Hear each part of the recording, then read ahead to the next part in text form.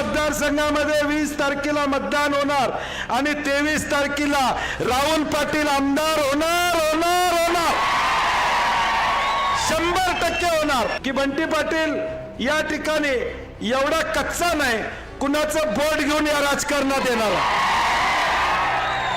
एवढा कच्चा नाही, एवढा कच्चा असतो तर कधीच मला खाऊन टाकला असता अनेकांनी। आता करेक्ट कार्यक्रम होतोय 20 तारखेला, काय काळजी करायचं काम नाही, कारण की आपला पाया घट्ट आहे, पीएन साहेबांचा पाया घट्ट आहे। पीएन साहेबांचा वारसा आमच्या पाठीमागे प्रचंड मोठा आहे। हे पुन्हा आम्हाला या निवडणुकीमध्ये तारून घेऊन जाणार आहे। पुढच्यांचा विचार चर्चा करून त्यांच्यावर बोलून तोंडाची वाफ घालवत बसायचं नाही मी ठरवलं होतं, परंतु आता काही लोकांना माझ्यावर जास्त प्रेम उपाळून आलेला आहे। स्पेशियस, लक्झुरियस, सगळं मिळेल अगदी मनासारखं। बटू बिल्डर्स यांचा नवीन गृहप्रकल्प गृहलक्ष्मी रचना। या मतदारसंघातल्या 25-30 वर्ष पीएन साहेबांना सांभाळणाऱ्या लोकांचं भविष्य काय असेल असा प्रश्न सामान्य माणसाला वाटत होता, परंतु मला अतिशय आनंद वाटतोय। ह्या दुःखातनं सुद्धा दुःख सावरून सामोरं जाणं, लढाई करणं एवढं सोपं नसते।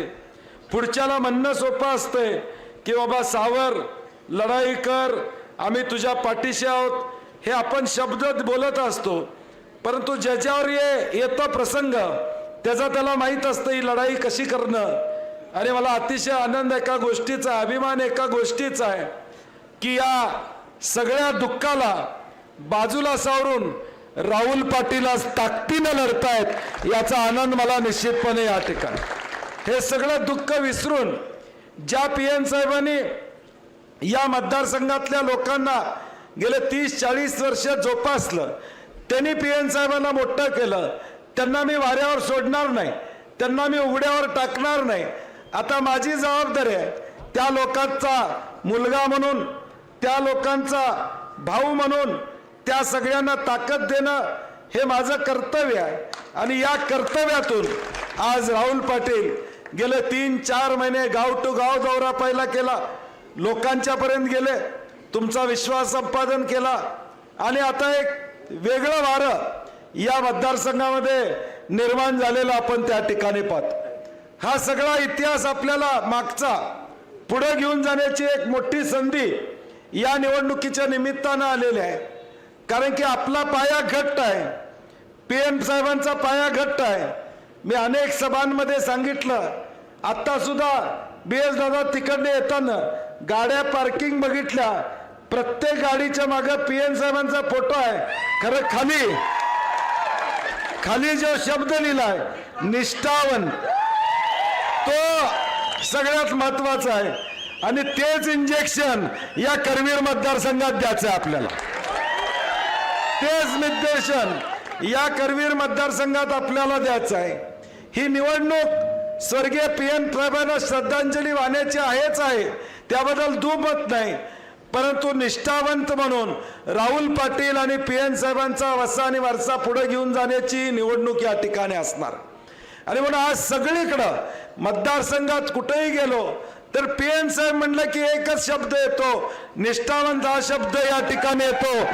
आणि आज परिस्थिती काय की एका बाजूला निष्ठावंत या ठिकाणी उभा आहे, एका बाजूला 50 वर्ष निष्ठावंतांचं कुटुंब, जे काँग्रेस पक्षाला मानणारं या ठिकाणी कुटुंब उभा आहे। किती संकट आली, पीएन पाटलांच्यावर संकट आली नसतील का? अनेक संकट त्यांच्या पुढे आली, परंतु त्या व्यक्तिमत्वानं कधी काँग्रेसची या रस्ता त्या ठिकाणी सोडला नाही। लागेल ती किंमत मोजायला लागू दे, परंतु मी काँग्रेस बरोबर राहणार, ही भूमिका पीएन साहेबांनी सातत्यानं घेतली। आणि म्हणून आता आपण ज्यावेळी या 20 तारखेला मतदान करणार आहे, ते एका बाजूला 50 वर्ष मी म्हणलं तसं निष्ठावंत कुटुंबातला एक मुलगा या ठिकाणी उभा आहे आणि दुसऱ्या बाजूला या ठिकाणी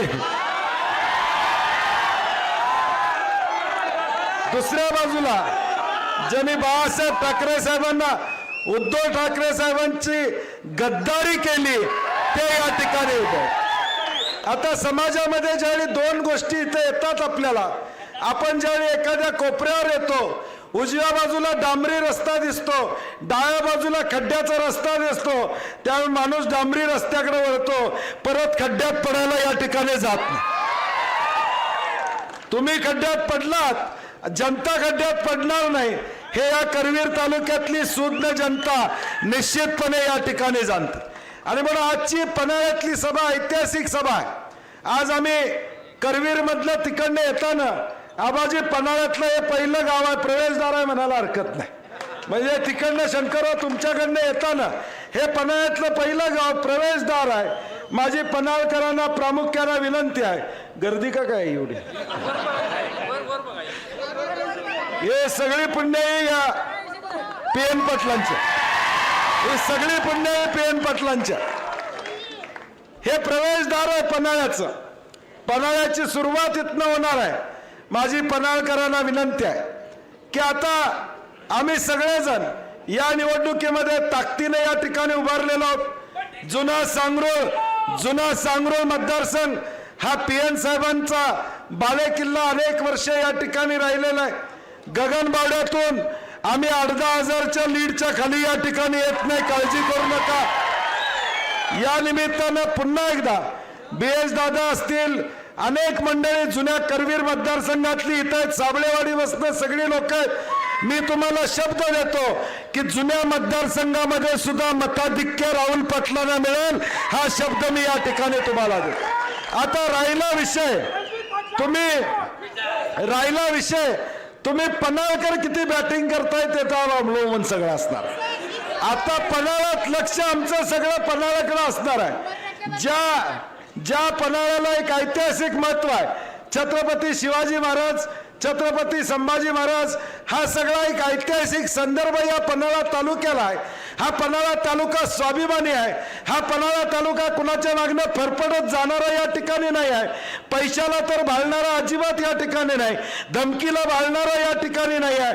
आणि म्हणून या पन्हाळा तालुक्यातल्या स्वाभिमानी लोकांना मला आव्हान या ठिकाणी द्यायचं आहे, विनंती द्यायची आहे की तुम्ही ताकदीनं पन्हाळा हा राहुल पाटलांच्या पाठीशी उभा करा.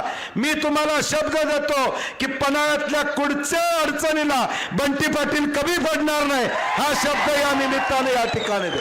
दबावाचं राजकारण या पन्हाळ्यामध्ये कुठं चालू असेल, कुठल्याही संस्थेतल्या कर्मचाऱ्यांच्यावर दबावाचं राजकारण चालू असेल, त्या कर्मचाऱ्यांना देखील सांगणं आहे त्या संस्थेचा प्रमुख बंटी पाटील आहे हे या ठिकाणी लक्षात ठेवा.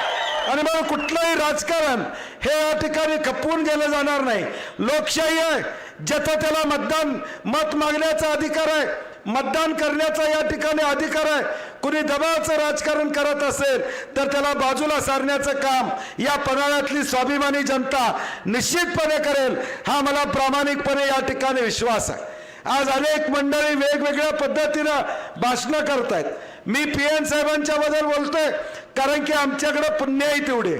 आमची एवढी मोठी आहे, आमची एफडी एवढी मोठी आहे की व्याज द्याल तेवढं कमी, एवढं व्याज आम्ही देऊ शकतो. आमची PN साहेबांची एफडी एवढी मोठी आहे. मी पहिल्या कुठल्याही भाषणामध्ये विरोधकांच्यावर या ठिकाणी काही बोललो नाही की आमची पुण्य एवढी आहे. PN साहेबांचा वारसा आमच्या पाठीमागे प्रचंड मोठा आहे. हे पुण्यच आम्हाला या निवडणुकीमध्ये तारून घेऊन जाणार आहे. पुढच्यांचा विचार चर्चा करून त्यांच्यावर बोलून तोंडाची वाफ घालवत बसायचं नाही हे मी ठरवलं होतं, परंतु आता काही लोकांना माझ्यावर जास्त प्रेम उपाळून आलेला आहे. गेले 2-4 दिवस गगनबावड्या बसून सुरुवात झालेली आहे. मला आबाजी कळत नाही. आता शिरोलीतल्या तुमच्या विकास सेवा संस्थेला तुम्हाला चेअरमन केलं मी असं म्हणण्यासारखं आहे.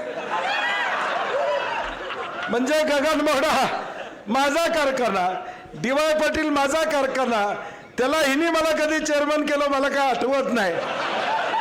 म्हणजे आता काय होतं, बऱ्याचदा पायाखालची वाळू घसरत गेली की माणसाचे शब्द बदलत जातात. माणूस वेगवेगळी वक्तव्य या ठिकाणी करत असतो.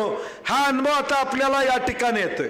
आणि मला एवढंच त्यांना सांगायचं आहे की बंटी पाटील या ठिकाणी एवढा कच्चा नाही, कुणाचं बोट घेऊन या राजकारणात येणार.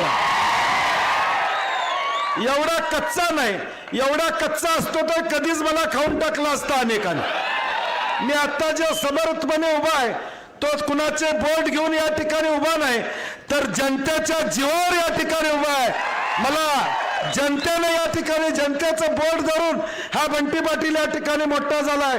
आणि म्हणून कोण काय तर म्हणत असेल की आमची करंगळी घेऊन आमचं बोट धरून कोणतं राजकारणात आलं असं म्हणत असेल, त्याला उत्तर चेतन नरकेने त्या ठिकाणी दिलेला आहे. सहकारातल्या राजकारणामध्ये काही स्थित्यंतर घडत असतात. सहकारातल्या राजकारणामध्ये पक्षीय राजकारण या जिल्ह्यामध्ये बऱ्याचदा येत नाही. परंतु मला त्यांना सांगणं आहे की ज्यावेळी या सगळ्या कुंभीचं रणांगण चालू होतं त्यावेळी बंटी पाटलाची गरज का